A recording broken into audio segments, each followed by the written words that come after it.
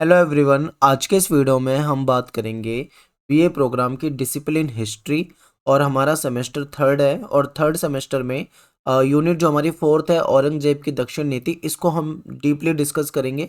और soul, NCWEB, DU regular तीनों जगह ये वीडियो काम आने वाली है। इसके अलावा आप किसी भी यूनिवर्सिटी से हैं और अगर आपके सिलेबस में ये टॉपिक दिया हुआ है तो आपके ये वीडियो काम आएगी। ठीक है, एक बार आप सिलेबस को देख लीजिए बच्चे। देखिए, आपकी टोटल 7 यूनिट है। इसमें से आपकी जो पहली यूनिट है वो हमने करा रखी है, दूसरी यूनिट है वो भी करा रखी है, और आज हम करेंगे फोर्थ यूनिट, क्योंकि जो तीसरी यूनिट है ये बहुत बड़ी है तो इसको एक से ज़्यादा पार्ट में ये बनेगी, इसीलिए इसको अभी होल्ड पे करके जो छोटी छोटी यूनिट है उसको पहले करा रहा हूँ मैं। ठीक है, तो आज हम फोर्थ यूनिट कंप्लीट कर लेंगे सिंगल वीडियो में। और ध्यान से आपको वीडियो को देखना है। मेरा नाम है सत्येंद्र प्रताप, और आपको कोई क्वेरी है, कोई डाउट है, कुछ पूछना है तो आप मुझे मैसेज कर सकते हैं इंस्टाग्राम पे। एकलव्य स्टडी पॉइंट ये मेरा यूज़र नेम है, आप इस नाम से मुझे सर्च कर सकते हैं। ठीक है, देखिए दक्षिण नीति की बात कर रहे हैं तो अगर आप ध्यान से देखेंगे, दक्षिण भारत, उत्तर भारत में, नॉर्थ इंडिया में तो साम्राज्य था ही मुगल साम्राज्य। इन्होंने सोचा कि दक्षिण भारत में भी क्या करते हैं, अपने साम्राज्य का विस्तार करते हैं।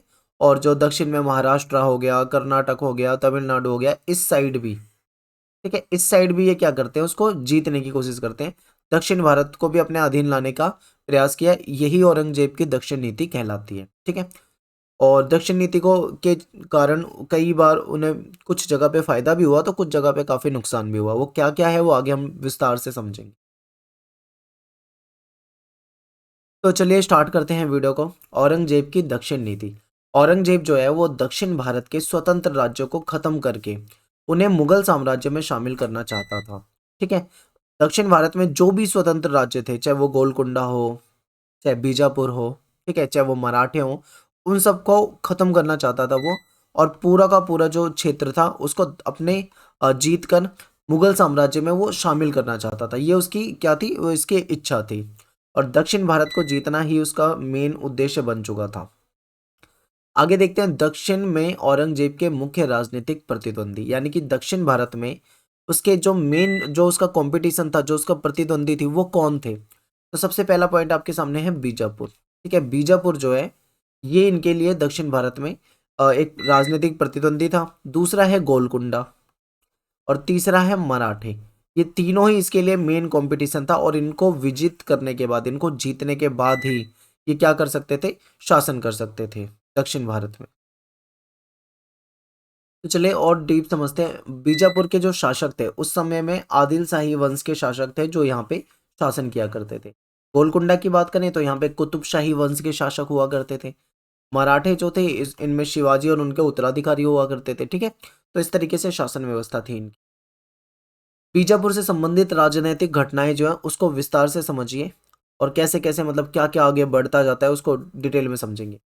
तो जो जयसिंह था, इसको औरंगजेब ने दक्षिण में विस्तारवादी नीति शुरू करने के लिए भेजा था। यानी कि जयसिंह को इसलिए भेजा था कि वो दक्षिण भारत में जाए और औरंगजेब की जो विस्तारवादी नीति है, यानी कि जो मुगल साम्राज्य उसको बढ़ाने का जो ये सपना देख रहे थे, उसको पूरा करे। 1665 में जयसिंह ने क्या किया, बीजापुर पे अधिकार करने के लिए योजना बनाई और उसमें वो असफल रहा। फिर क्या होता है कि 1663 से 1665 के बीच में बीजापुर में शांति रही, ठीक ठाक था। लेकिन 1672 में क्या होता है, बीजापुर के जो शासक थे आदिल शाह द्वितीय, इनकी क्या हो जाती है, डेथ हो जाती है। अब इनकी डेथ हो जाती है तो वहाँ पे जो सिचुएशन थी वो पहले के मुकाबले खराब हो जाती है, जिससे बीजापुर जो है वो पहले के मुकाबले कमजोर हो जाता है, निर्बल हो जाता है। और ऐसे में ये बातें मुगल को पता होती है, तो मुगल जो होते हैं वो सोचते हैं क्यों ना इस फायदे ये जो स्थिति है इसका फायदा उठा लिया जाए। ठीक है, क्योंकि कमजोर शासन व्यवस्था हो गई है तो मुगलों को इसमें बढ़ावा मिलता है और उन्होंने इस स्थिति का लाभ भी उठाया। 1676 में औरंगजेब के आदेश पर बहादुर खान ने बीजापुर पे चढ़ाई कर दी, ठीक है, आक्रमण कर दिया, लेकिन वह अपने कार्य में असफल रहा। उसके बाद उन्होंने दिलेर खां को भेजा। वह भी बीजापुर में अपना अधिकार करने का प्रयत्न करता था, लेकिन उसमें वो भी फेल हो गया, असफल हो गया। फिर इसके बाद क्या होता है कि 1685 में औरंगजेब ने जोर शोर से बीजापुर पे चढ़ाई कर दी। उसके निर्देशन में 1686 में बीजापुर पे उसने अपना अधिकार जमा लिया। तो यहाँ पे आपको एक चीज़ समझ में आ गई होगी कि जो मुगल थे उन्होंने बीजापुर पे बहुत प्रयास किया उसको अपने कब्जे में लेने पे, कब्जे में हालांकि ले भी लिया, लेकिन इतनी आसानी से नहीं हो पाया, ठीक है, क्योंकि वहां पे शासन व्यवस्था बेशक से कमजोर हो गई हो, लेकिन कहीं ना कहीं बीजापुर जो था वो मजबूत था, और मुगलों के लिए इतनी आसान बात नहीं थी। रीजन ये भी है कि इनको ना, जैसे बीजापुर हो गया, गोलकुंडा हो गया, ये सपोर्ट कर देते थे, ठीक है, मराठों को भी सपोर्ट कर देते थे, तो एक तरह से इनके बीच में एकता दिखती थी मुगलों के खिलाफ। तो ये इसका एक मेन कारण हो जाएगा। इसके बाद देखो गोलकुंडा के बारे में समझते हैं। देखने में तो मुगलों और गोलकुंडा के शासकों के संबंध जो थे वो शांतिपूर्ण थे, लेकिन वास्तव में अगर हम बात करें तो गोलकुंडा के जो शासक थे वो मराठे और बीजापुर से ज़्यादा अच्छे संबंध बनाए रखने का प्रयत्न करते, क्योंकि उन्हें पता था कि जो हमारे पड़ोस के हैं, आसपास के हैं, वो यही हैं, और इनसे हमें अपने संबंध को सुधार के रखना है, ठीक है। 1665-66 में मुगल आक्रमण के समय गोलकुंडा के शासक ने बीजापुर को सैनिक सहायता दी थी। आप ध्यान से समझिए इस चीज को, कि जब 1665-66 में मुगलों ने आक्रमण किया था, तो उस समय गोलकुंडा के शासक जो थे उन्होंने बीजापुर को सैनिक सहायता दी थी, यानी उनको हेल्प करी थी। तो इसलिए ये मजबूत होते थे, क्योंकि ये सपोर्ट कर देते थे, ठीक है, जब जरूरत पड़ती थी तो अपनी सेना वगैरह भेज के उनको सपोर्ट कर दिया करते थे। इस स्थिति में शिवाजी के आगरा से लौटने पर भी उसे आर्थिक सहायता इन्होंने दी थी। जब शिवाजी गोलकुंडा राज्य में पहुंचा तो उसका भारी स्वागत वहां पे किया गया था, ठीक है। शिवाजी जो थे वो एक महान दक्षिण भारत के लीडर थे। 1666 में मुगलों ने गोलकुंडा को मिलाने का असफल प्रयत्न किया। इन्होंने सोचा कि भाई गोलकुंडा को मिला लेते हैं, जोड़ लेते हैं, लेकिन उसमें ये फेल रहे। औरंगजेब की जो विस्तारवादी नीति थी, इसके अंतर्गत 1687 में गोलकुंडा को भी जीतने के बाद मुगल साम्राज्य में इन्होंने मिला लिया, ठीक है। दिक्कत बहुत ज्यादा आई, लेकिन कई जगह पे मिलाते गए, कई बार ये स्वतंत्र भी हो गए थे, ठीक है, आगे हम पढ़ेंगे इसको। अब बात करेंगे हम यहाँ पे मराठों से इनके रिलेशन, मराठों से संबंधित जो घटनाएं उसको। 1660 में औरंगजेब ने शाइस्ता खान जो था, शाइस्ता खान, इसको परमिशन दी कि जाओ महाराष्ट्र में बड़े पैमाने पे युद्ध जो है वो शुरू कर दो। 1665 में औरंगजेब ने जयसिंह को दक्षिण में इसी जो इनकी राज्य विस्तार की जो नीति थी उसको लागू करने के लिए भेज दिया। जयसिंह ने शिवाजी को पुरंदर की संधि करने के लिए मजबूर कर दिया था। इसके बाद क्या हुआ कि शिवाजी जो था वो आगरा चले गए थे, जहां से उनको फिर दक्षिण की ओर भागना पड़ा। 3 वर्ष यानी 1667, 68, 69, ठीक है, 3 वर्ष तक शिवाजी और मुगलों के बीच में शांति जो थी वो बनी रही, लेकिन शीघ्र ही उनके बीच में दोबारा से लड़ाई शुरू हो गई। शिवाजी ने 2 बार सूरत को लूटा, जिसमें मुगलों की प्रतिष्ठा को गहरा धक्का लगा। और ये जो मराठे थे ये काफी ज्यादा मुगलों को परेशान करते रहते थे, ठीक है, क्योंकि ये मुगल जो सोचते थे कि आसानी से क्या करेंगे, ये मराठों पे विजय प्राप्त कर लेंगे, लेकिन इन मराठों ने बिल्कुल उनको मजबूर कर दिया था, परेशान कर दिया था, ठीक है। तो इतना आसान नहीं रहा इनके लिए, आगे समझेंगे हम विस्तार से, अभी तो मैं आपको इंट्रोडक्शन दे रहा हूँ केवल, आगे देखिए। फिर क्या होता है कि 1680 में शिवाजी की मृत्यु हो जाती है और संभाजी जो महाराज हैं वो उनके उत्तराधिकारी बन जाते हैं। फिर 1689 में औरंगजेब ने संभाजी महाराज को पकड़कर उनकी हत्या करवा दी।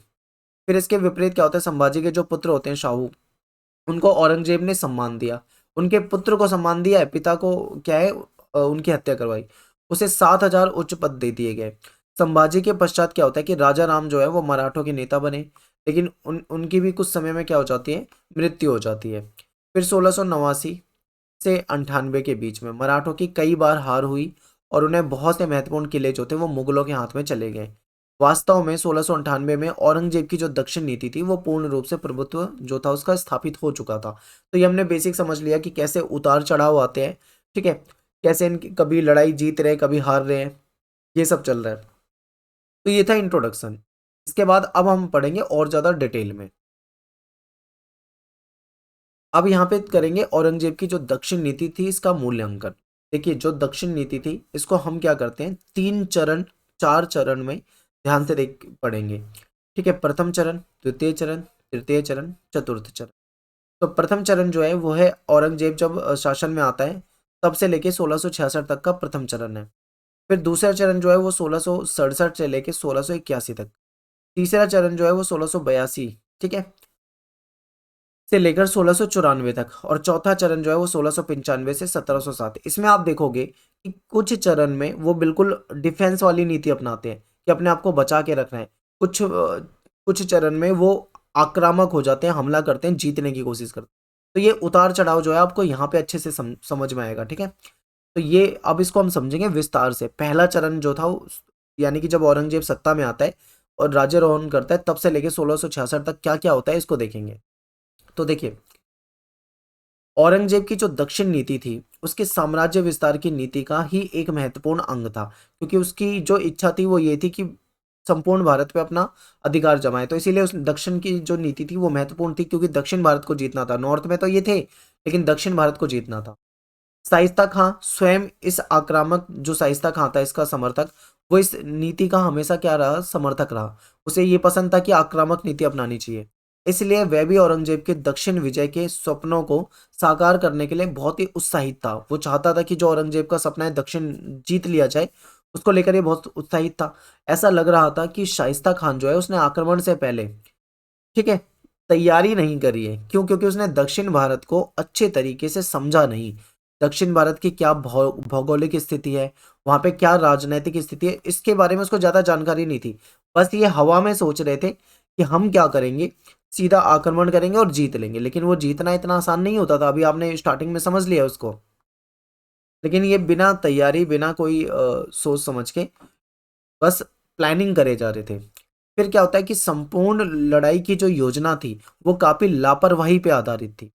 इसलिए न केवल शाइस्ता खां को मराठों के विरुद्ध मुंह की खानी पड़ी, हार हुई, बल्कि उसका आक्रमण जो था वो पूरी तरीके से असफल हो चुका था। ठीक है, क्योंकि प्लानिंग नहीं थी, भौगोलिक स्थिति को समझा नहीं, वहाँ की जो राजनीतिक स्थिति है उसको समझा नहीं कि वहाँ पे उनकी कैसे संधियां हैं, किस तरीके से अगर ये लड़ेंगे तो दूसरे भी इनको उनके सपोर्ट में आ जाएंगे। ये चीज़ नहीं समझे, सीधा आक्रमण करने लगे। इसीलिए क्या हो गया, ये असफल हो गए।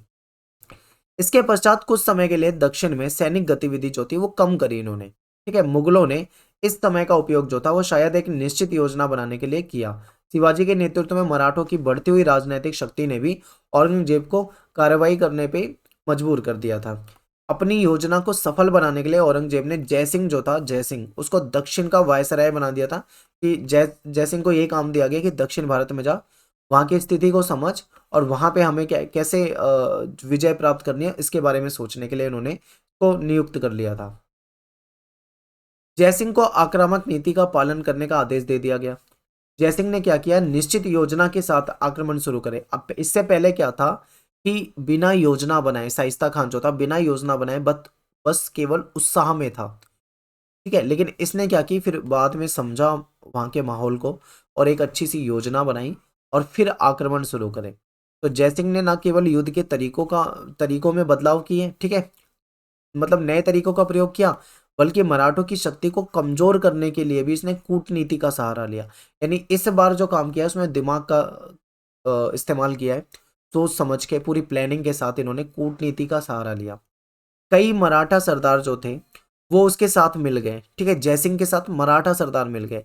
इस क्योंकि ये कई बार क्या करते थे, लालच देते थे। ऐसे कई बार मुगल भी इनके साथ मिल गए थे। ऐसा नहीं है कि केवल मराठे मुगलों से मिल रहे हैं, बल्कि मुगल के भी कुछ सैनिक वगैरह इनसे मिल जाते थे। तो ये लालच वगैरह दिया जाता था उनको। ठीक है, तो इस प्रकार कई मराठा सरदारों के दल बदलने और युद्ध क्षेत्र में कई बार पराजय के कारण शिवाजी की शक्ति जो थी वो कमजोर पड़ने लगी थी। क्योंकि जब उसके अपने ही लोग दुश्मनों से जाकर मिल जाएंगे तो ऐसे में कहीं ना कहीं शक्ति जो है वो कमजोर होएगी।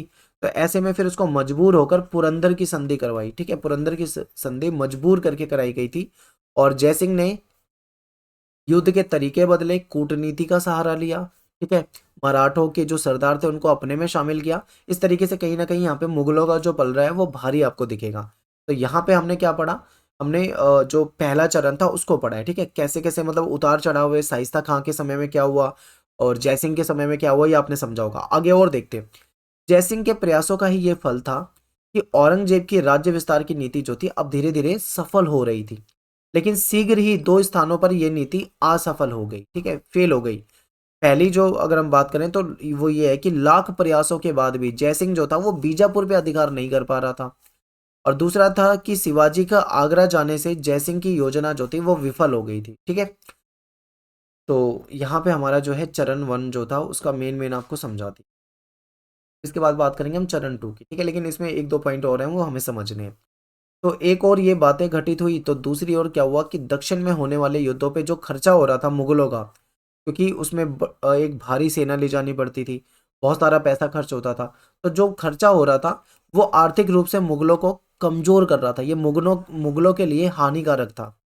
यही वो कारण थे जिन्होंने औरंगजेब को अपनी साम्राज्य विस्तार की नीति छोड़ने पर विवश किया, क्योंकि उसे पता लग रहा था कि जितना पैसा वो खर्च कर रहा है उससे क्या है, उसका राज्य कमजोर हो जाएगा। फिर वर्तमान के लिए उसे बिना किसी विजित प्रदेशों से ही संतुष्ट रहना पड़ा, और फिर कुछ हद तक प्रथम चरण में औरंगजेब की दक्षिण नीति जो थी वो सफल रही। ठीक है, अब यहाँ पे देखो, कुछ हद तक उसकी नीति सफल रही। अगर हम बात करें बीजापुर वगैरह में तो वहां पे पूरी तरीके से फेल दिखे, लेकिन मराठों को कमजोर करने में कहीं ना कहीं ये सफल रहे। तो ये तो था प्रथम चरण। तो प्रथम चरण आपको समझ में आया होगा, वीडियो को दोबारा देख लेना अगर आपको जरा भी डाउट होता है, आपको अच्छे से समझ में आएगा। अब बात करेंगे दूसरे चरण में। दूसरे चरण में देखिए क्या होता है, क्योंकि पहले चरण में इनको एक चीज समझ में आ गई कि अगर हम मुगलों ये जो मुगल जो थे अगर ये आक्रमण करेंगे मराठों वगैरह पे, तो कहीं ना कहीं आर्थिक रूप से इनको हानि उठानी ही पड़ेगी। ये तो इनको समझ में आ चुका था। आगे देखते हैं दूसरा चरण। 1667 से 1681 के बीच में औरंगजेब जो था उसकी साम्राज्य विस्तार की जो नीति थी वो स्थगित रही। इन्होंने अपनी उस नीति को रोक कर रखा। ठीक है, स्थगित रखा। ठीक है, इसके बाद देखो, मुगलों ने इस समय केवल बचाव की नीति यानी डिफेंस की नीति का पालन कर रहे थे। अगर इनके ऊपर आक्रमण हो रहा था तो बस अपने आप को बचा रहे थे, उधर नहीं जा रहे थे। ठीक है, जयसिंह जो है इन्होंने बीजापुर को जीतने की विफलता ने औरंगजेब की आंखें खोल दी। जयसिंह ने कई बार प्रयास करा कि बीजापुर को जीत ले, लेकिन बीजापुर को जीत नहीं पा रहे थे, तो उसमें हमेशा फेल हो जा रहे थे। और इस ये जो फेल हो रहे थे बार बार, इसने औरंगजेब की आंखें खोल दी थी। औरंगजेब को समझ में आ गया था कि इतना आसान नहीं है, ठीक है, जीतना। फिर उसने शायद अनुभव किया कि पर्याप्त सेवा और धन के अभाव में, पैसों की कमी में, दक्षिण प्रदेशों को मुगल साम्राज्य में मिलाना जो है वो काफी कठिन है। इस समय क्या हुआ कि मुगल सरकार जो है वो विस्तारवादी नीति अपनाने में फेल हो गए थे, असमर्थ हो गए थे। फिर 1670 से 1681 तक शिवाजी ने मुगलों के विरुद्ध एक आक्रमणकारी नीति का पालन किया। ठीक है, 1670 से 1680 के बीच में शिवाजी ने क्या किया, मुगलों के प्रति आक्रमणकारी नीति, यानी ये मुगलों पे अब आक्रमण करने लगे थे। इस काल में दक्षिण में मुगलों की दशा जो थी वो बिल्कुल शोचनीय हो गई थी। मराठे जो थे वो ताकतवर हो रहे थे और इनका जो विरोध था वो काफी ज्यादा हो रहा था, जिसकी वजह से मुगलों का जीना दूभर हो रहा था। यानी पहले ये मुगल इनको परेशान कर रहे थे मराठों को, अब मराठों ने इनको परेशान करना शुरू किया है। ठीक है, अच्छे तरीके से नेतृत्व ना मिलने के कारण और आर्थिक कठिनाई का के कारण मुगल सेना जो है उस पे बुरा प्रभाव हो रहा था। शिवाजी ने मुगलों की बिगड़ती हुई अवस्था का लाभ उठाया। उन्होंने देख लिया था कि मुगलों की जो अवस्था है वो पहले से बिगड़ रही है, तो इन्होंने इसका लाभ उठाया। और मराठों ने कई उन किलों पे भी अधिकार कर लिया था जो कि पुरंदर की संधि के पश्चात उनको छोड़ने पड़े थे। ठीक है, उन किलों को दोबारा से इन्होंने उस पर अपना अधिकार जमा लिया था। फिर इन्होंने क्या किया कि मुगल प्रदेशों पर अपना आक्रमण की संख्या जो थी वो बढ़ा दी, यानी और ज्यादा ये आक्रमण करने लगे। यहां तक कि मराठों ने शिवाजी के नेतृत्व में सूरत जो है गुजरात के, उसके दूर के स्थानों को भी नहीं छोड़ा। इन्होंने, शिवाजी ने 2 बार सूरत को आक्रमण किया उसे। और शिवाजी के खिलाफ मुगल जो थे वो अपनी आक्रमण वाली नीति को फिर से नहीं अपना सके, क्योंकि ये इस समय डिफेंस में थे, ये अपने आप को बस बचाने की कोशिश कर रहे थे।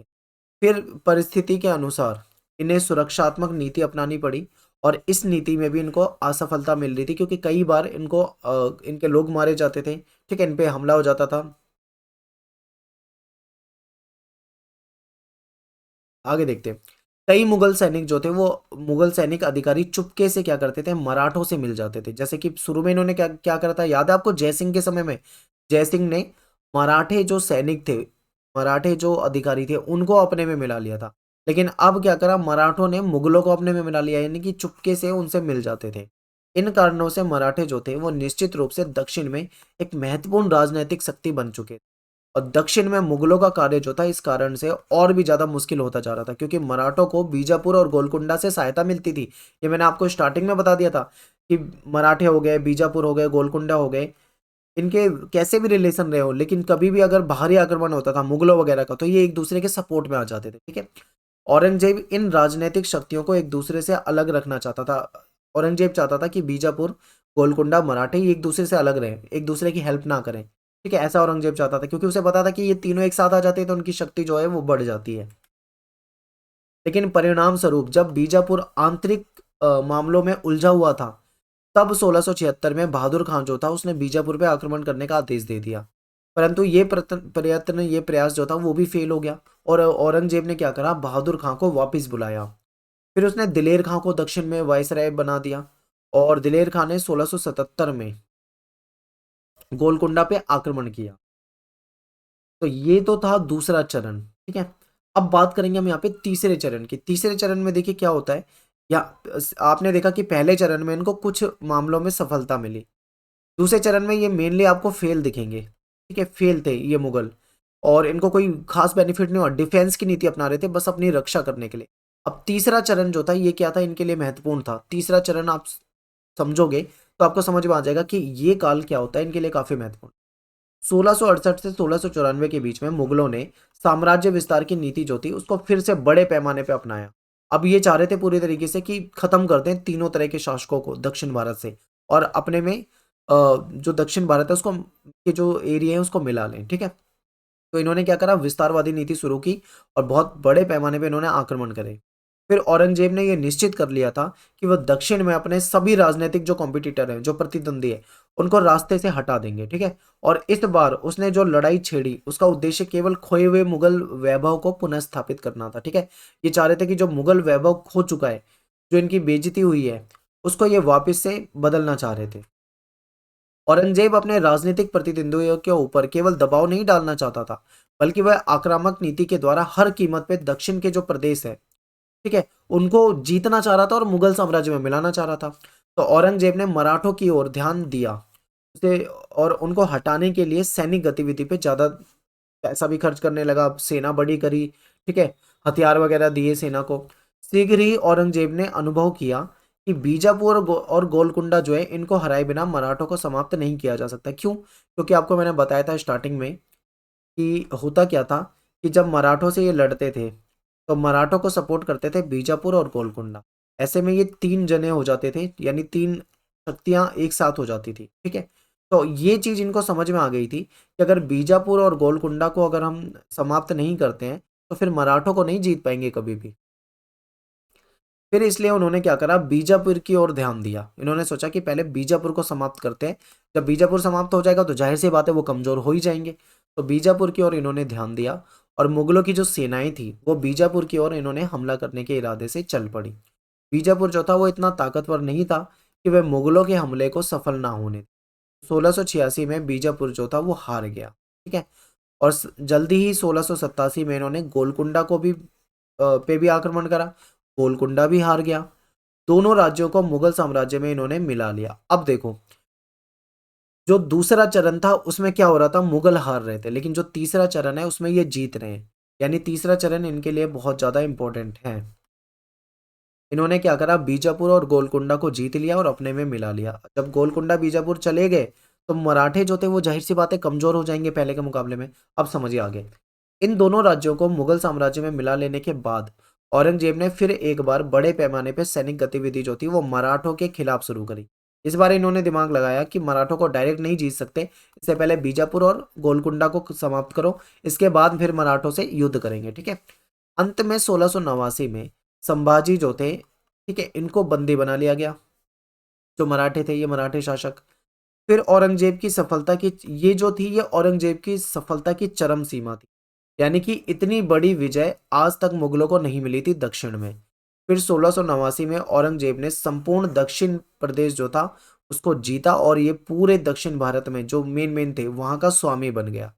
ये एक अद्भुत सफलता थी जो कि कभी भी किसी भी मुगल, यानी जो इसके पूर्वज थे, उन्होंने भी कभी भी इतनी बड़ी सफलता प्राप्त नहीं करी थी जितनी औरंगजेब ने तृतीय चरण में, यानी अपने शासन के तृतीय चरण में हासिल कर ली थी। अब इसके बाद बात करेंगे चतुर्थ चरण। तो औरंगजेब ने तृतीय चरण में जो सफलता प्राप्त की वो ज्यादा लंबे समय तक इनके पास नहीं रही, ठीक है। चतुर्थ चरण जो है उसके जीवन का सबसे निराशापूर्ण और विषाद का अध्याय था, क्योंकि 1690 के पश्चात मराठों की जो ताकत थी वो बढ़ गई और अब वे मुगलों के जो भीषण प्रतिद्वंदी के रूप में सामने आए। जल्दी ही दक्षिण की राजनीति जो थी वो पूरी तरीके से दक्षिण की राजनीति में जो मराठे थे वो, ठीक है, वो पूरी तरीके से उसमें छा चुके थे दक्षिण की राजनीति पे। फिर उनकी सैनिक गतिविधि का क्षेत्र जो था वो पश्चिमी तट से पूर्वी तट तक फैला दिया इन्होंने। इन्होंने दक्षिण के राज्यों के बारे में जो अनुमान लगाया था परिस्थिति उसके अनुकूल नहीं रही। वे अपनी दक्षिण नीति को एक उचित मोड़ नहीं दे पाए। ठीक है, ये जो मुगल थे दक्षिण की इन्होंने सोचा कि जीत लेंगे तो सब कुछ सही हो जाएगा, पर रियलिटी में ऐसा नहीं हुआ। कुछ समय में फिर वो चीजें उनके हाथ से जाने लगी और ये दक्षिण की नीति को एक सही तरीके से मोड़ नहीं दे पाए थे। ठीक है, उसने हारे हुए किलों और क्षेत्रों पर पुनः अधिकार करने के लिए अपनी सारी जो सैनिक शक्ति थी वो लगा दी थी, लेकिन जो कुछ भी जीत पाया वो देर तक कायम नहीं रख पाया। तो ये चतुर्थ चरण जो है इनके लिए अच्छा नहीं है। ठीक है, फिर दक्षिण में मुगलों की सत्ता जो है वो धीरे धीरे समाप्त होती गई और उसे दोबारा हासिल करना उनके लिए पॉसिबल भी नहीं था। औरंगजेब की जो दक्षिण नीति थी उसका जो अंतिम चरण में मुगलों की जो सैनिक ताकत है वो राजनीतिक प्रतिष्ठा जो थी वो पहले के मुकाबले पूरी तरीके से खत्म हो गई। इसके लिए चारों तरफ उसको केवल और केवल फेलियर मिला, असफलता मिली। लेकिन ये असफलता केवल एक अलग घटना नहीं थी, इसका मुगल साम्राज्य के ऊपर गहरा प्रभाव भी पड़ा और वे पतन के कगार पे भी आके खड़े हो चुके थे। तो देखिए बच्चे, यहाँ पे हमने क्या करा, जो दक्षिण की नीति थी उसको समझा। सीधा सीधा आपके पेपर में क्वेश्चन ऐसे आता है कि बताइए औरंगजेब की जो दक्षिण नीति थी, जो विस्तारवादी नीति थी, उसमें वो किस प्रकार से सफल रहा या असफल रहा। या फिर सीधा सीधा ऐसे पूछते हैं औरंगजेब की दक्षिण नीति समझाइए। तो आपने देखा कि भाई उनके कॉम्पिटिटर कौन थे। ठीक है, जिसमें बीजापुर, गोलकुंडा और मराठे थे। फिर आपने ये देखा कि 4 चरणों में, चरण 1, चरण 2, चरण 3 और चरण 4। पहला चरण थोड़ी सी सफलता मिली, दूसरा चरण ये डिफेंस में रहे, तीसरा चरण बहुत ज्यादा सफलता मिली और चौथे चरण में वापस से ये कमजोर हो गए और इनकी प्रतिष्ठा खत्म हो गई। तो ये चारों चरण हमने यहाँ पे समझ लिए। ठीक है, इसी से क्वेश्चन आपके पेपर में आते हैं। उम्मीद करता हूँ आपको समझ में आया होगा। कोई भी समस्या आए तो आप वीडियो को 2 बार देखो, 3 बार देखो, अच्छे तरीके से आपको एक एक पॉइंट समझ में आ जाएगा। ठीक है, तो वीडियो को लाइक कर दिया करें, कमेंट करें, शेयर करें। मिलते हैं नेक्स्ट वीडियो में। थैंक्स फॉर वॉचिंग सभी को। जय हिंद, जय भारत।